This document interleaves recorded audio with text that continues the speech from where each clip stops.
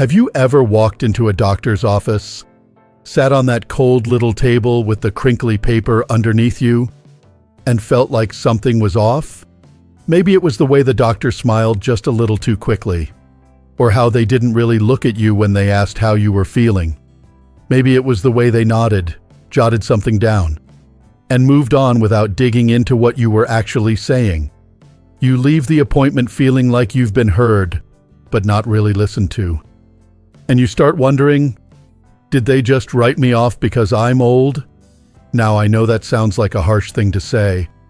We all want to believe that our doctors treat us with the same attention and care, no matter how many candles are on our birthday cake.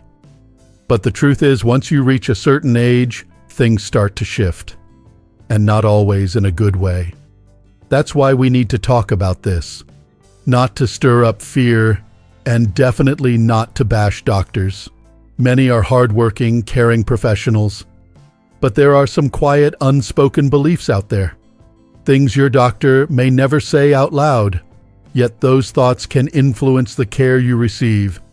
And if you're not aware of them, you could end up missing out on important treatments, getting dismissed too quickly, or feeling like you're no longer in control of your own health. So, let's pull back the curtain. In this video, we're going to talk about 5 uncomfortable but important truths about what many doctors really think about older patients. And more importantly, how you can protect your health, speak up for yourself, and make sure your voice is heard, loud and clear. Let's start with the first one, and it's one I hear about from people all the time. It goes like this. You tell your doctor you've been feeling really tired lately, or your knees ache more than usual, or maybe you've been forgetting names or misplacing your glasses more often than usual. And what does the doctor say? Well, that's just part of getting older. Now, on the surface, that might sound logical. Sure, bodies change with age. We all know that. But when a doctor automatically assumes that every new symptom is just old age, they're not just being dismissive, they're taking a dangerous shortcut. You see, when symptoms are brushed off as normal aging, doctors may stop asking questions. They may not run tests that could uncover something serious or something treatable. That fatigue could be from a vitamin deficiency. That memory issue might be a side effect from medication. That joint pain could signal the early stages of something that, if caught early, could be reversed or managed better. Let me tell you about someone I once met. His name was George. He was 78, sharp as a tack, but he started noticing he didn't have the energy he used to. He'd get lightheaded walking from his living room to the kitchen. When he told his doctor, the response was, "Well, George, you're not 40 anymore." That was it. No tests. No follow-up. But George knew something wasn't right. He pushed for answers. And after a second opinion and a few scans, they found out he had a heart valve issue, something that could be treated. And once it was, he bounced back. He had energy again. He felt like himself. But imagine if he hadn't spoken up. Imagine how many more months he would have spent just fading. That's why it's so important to never let someone, including a doctor, write off your concerns as just aging. You know your body. You know when something's changed. If you feel like your concerns are being dismissed, don't be afraid to push back. Ask for explanations. Ask for tests. Say, "I understand aging plays a part, but I want to rule out other causes." That brings me to the second truth. And this one really gets under people's skin once they realize it. Some doctors, whether they mean to or not, believe that older patients just won't follow through on treatment plans, that they'll forget the instructions, mix up the pills, or just decide it's too much effort. So what do? They simplify. They hold back. They give you fewer options, assuming you can't handle more. Margaret, who's 74, experienced this firsthand. She'd recently been diagnosed with a heart condition. Her cardiologist handed her a 1-page summary and said, "We'll just keep it simple. No mention of additional medication options, no dietary suggestions, no long-term management strategy, Nothing. Just simple. The unspoken message was, "You probably can't manage more than this." But Margaret wasn't ready to sit back and just take whatever came her way. She switched doctors. And her new one? He sat with her, went over all the details, explained each medication, discussed exercise routines, meal plans, the works. He treated her like a capable adult who wanted to take charge of her health. And guess what? Margaret followed through with everything. Her condition stabilized, and she felt empowered, not confused, not overlooked. The real issue here is not whether some seniors need a bit more support. It's the assumption that all seniors do. That assumption can rob people of the chance to fully understand and participate in their own care. And frankly, it's insulting. Now, I know for some folks, managing multiple medications or making lifestyle changes might feel overwhelming. That's okay. You don't have to do it all at once, but the choice should still be yours. You deserve to have all the information. You deserve to be told all your options, not just the ones someone assumes you can handle. So, how do you push back on this? One simple way is to show you're engaged. Bring a notebook to your appointments. Write down your questions. Ask for written instructions if something sounds complicated. Let your doctor see that you're taking your health seriously, because you are. You might be 60, 70, or 85, but you are still in the driver's seat. And your ability to heal, to recover, to thrive, it doesn't expire just because you hit a certain age. I know these truths might be uncomfortable to hear.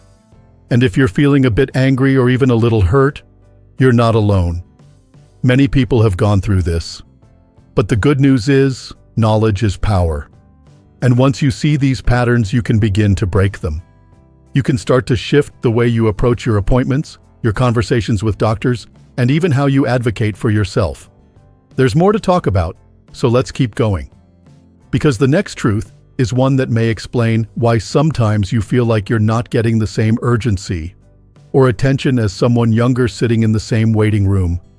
Like I was saying, sometimes you're sitting there in the waiting room and you notice it, subtle, but it's there. A younger patient walks in and the staff perks up. The doctor spends a little more time. There's more explanation, more energy in the room. And then it's your turn and the whole tone shifts.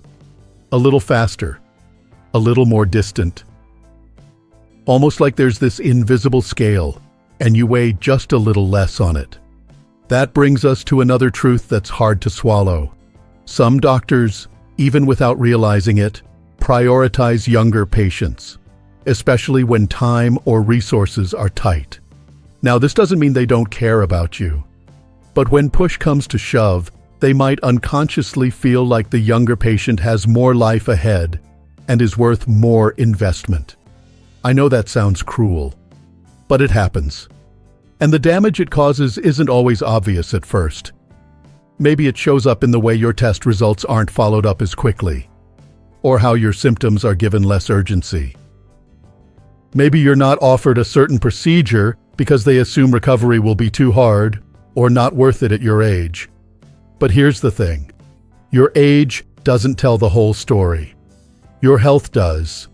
Your attitude. Your determination. Take Frank, for example. He's 80. Still goes on walks every morning, still sharp as ever. But when he developed severe knee pain, his doctor shook his head and said, "At your age, surgery's too risky. Let's just manage the pain." Frank didn't like that answer. He wanted to stay active. So he found a different doctor, one who looked at his full health profile, not just the number on his chart. And that doctor said, "Let's do this." He had the knee replacement, went through rehab like a champ, and now he's back to his walks, pain-free. The truth is, a lot of doctors use age as a shortcut for making decisions, but they shouldn't. And you don't have to let them.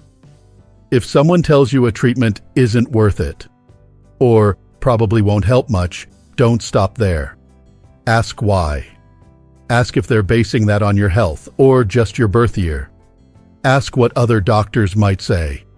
You have every right to push for a second opinion. You have every right to expect the same level of care and consideration as anyone else. And don't let anyone tell you it's selfish to want more.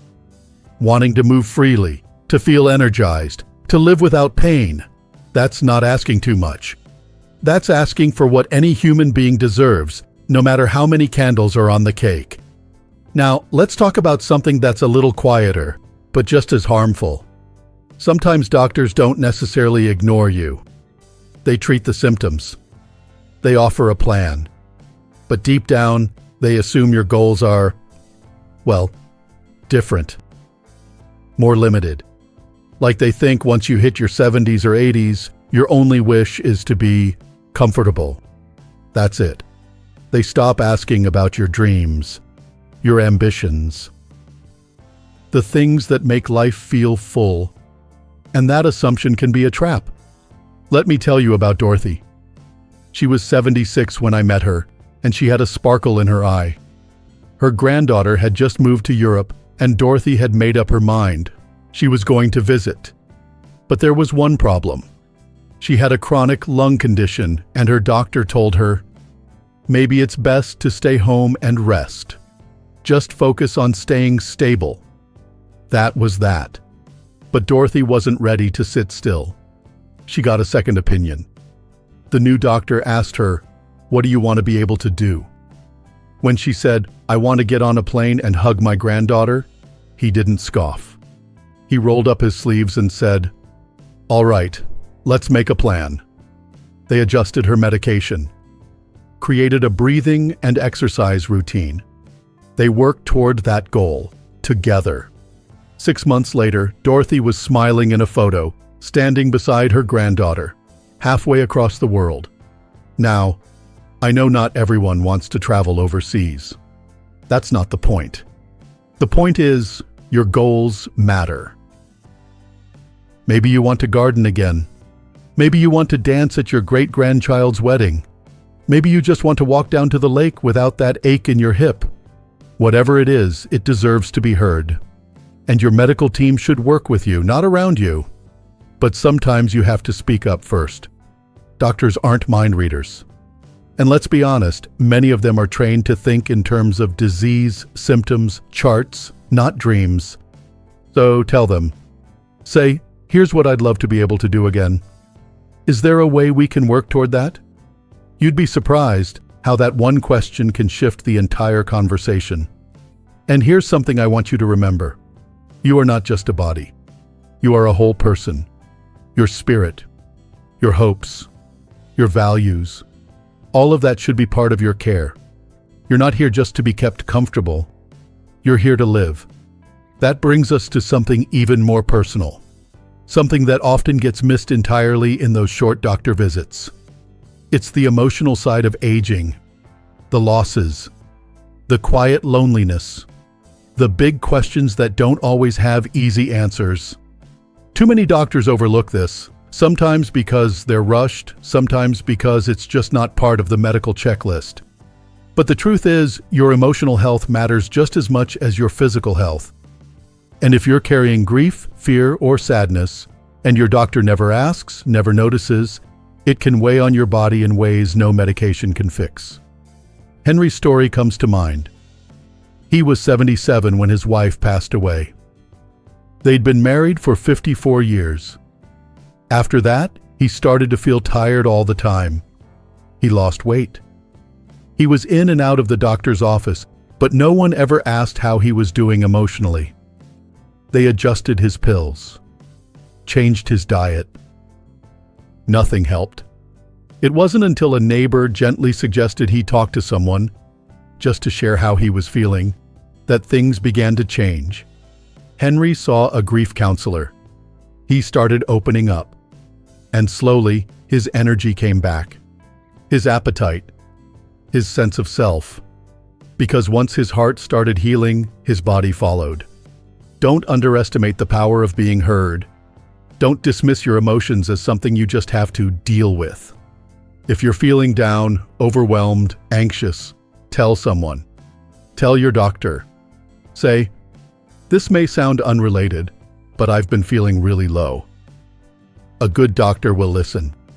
A great one will connect the dots. Because your body and your mind are always working together. You deserve to be treated like the whole person you are, not just a diagnosis, not just an age group. You've lived a life full of stories, triumphs, heartbreaks, and strength. All of that matters. And it should matter to the people caring for your health. So what do you do with all of this? You take it with you. Into every exam room, into every conversation. You don't need to fight or be combative, but you do need to be clear. Be steady. Be your own best advocate. Because the truth is, when doctors work with you, not above you, you get better care. You get better outcomes. And you walk out of that office not just as a patient, but as a person with purpose. It's amazing what can happen when someone finally treats you like you matter. When they stop rushing. When they stop assuming. When they pause, look you in the eye, and say, "Tell me what's really going on." In that moment, you're not just another appointment on the calendar. You're a human being with history and hopes, and you deserve to be seen that way every time. But the reality is, many older adults don't get that kind of care. Too often, you're treated like a chart, a diagnosis, a collection of complaints that are normal for your age. And that brings us to the final truth, one that often hides in plain sight. Many doctors underestimate the emotional impact that aging has on your health. Now, that may not sound dramatic at first, but think about it. Getting older isn't just about physical changes. It's also about adjusting to loss, of people, of roles, of independence.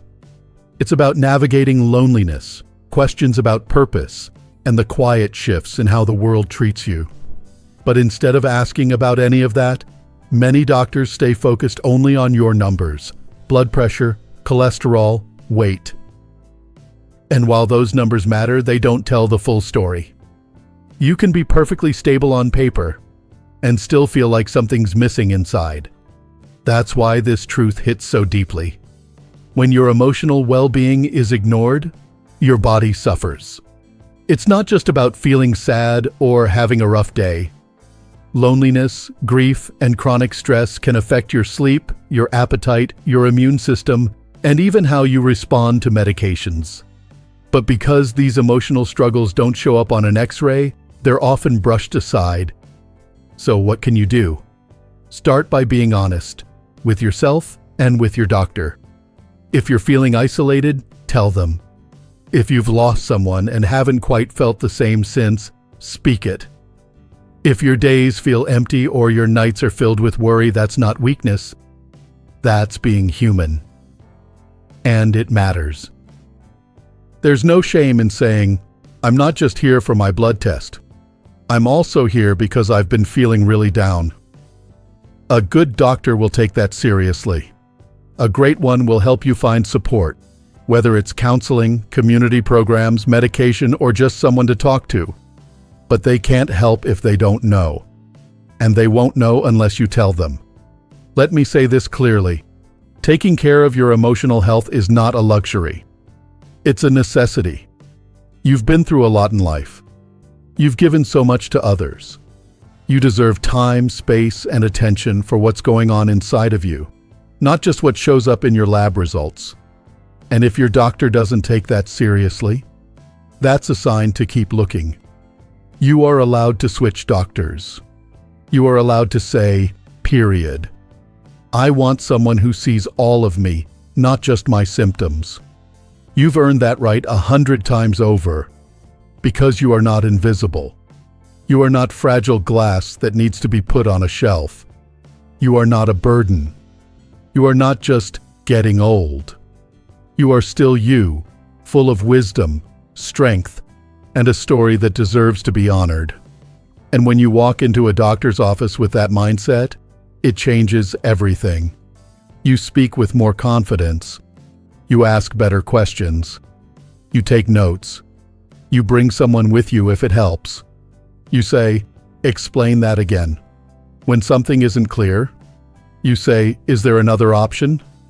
when a treatment doesn't feel right. And most importantly, you say, "This is what matters to me." Because when doctors understand what matters to you, your independence, your family, your ability to garden, to travel, to think clearly, to feel like yourself again, they can tailor your care to support that. That's how you move from being a passive patient to an empowered partner. You don't need to know all the medical terms. You don't need to pretend everything's fine. You just need to show up with your questions, your instincts, and your voice. Because no one is more qualified to speak up for you than you. And let me tell you something else. Your voice carries power. When you speak up, not only do you help yourself, you also help other older adults who might not have found their voice yet. You shift the way doctors think. You remind them that their older patients are paying attention, asking questions, and expecting respect. That ripple effect, it matters. So, if you've ever felt dismissed, overlooked, or rushed, if you've ever left an appointment feeling smaller than when you walked in, please hear me now. That doesn't have to be your reality anymore. You can speak up. You can expect better. And you can get better care. Let's take a moment here. Think back to the last time you saw your doctor. What's one thing you wish you had said but didn't? Was there a question you held back? A concern you downplayed? A symptom you let slide because you thought it might just be your age? Now imagine if you had said it out loud. Imagine if they had really listened. That's the kind of care you deserve. And that's the kind of care you can get when you step into that room, not just as a patient, but as a person who knows your value. So, the next time you head to an appointment, take this message with you. You are not invisible. You are not too old for answers. You are not too late to heal. You are still learning, still growing, still becoming. And your voice still matters. Before we go, I'd love to hear from you in the comments. What resonated with you most in this video? Have you ever had a moment with a doctor that made you feel dismissed or truly seen? Your stories matter and they help others feel less alone. If this video spoke to you, give it a thumbs up. Subscribe to Strong Elderly Life and hit the bell so you won't miss our next conversation. We're here for you with information, inspiration, and real talk that puts you first. Here's to living fully, loving deeply, and never letting age quiet your voice. We'll see you next time. Take good care.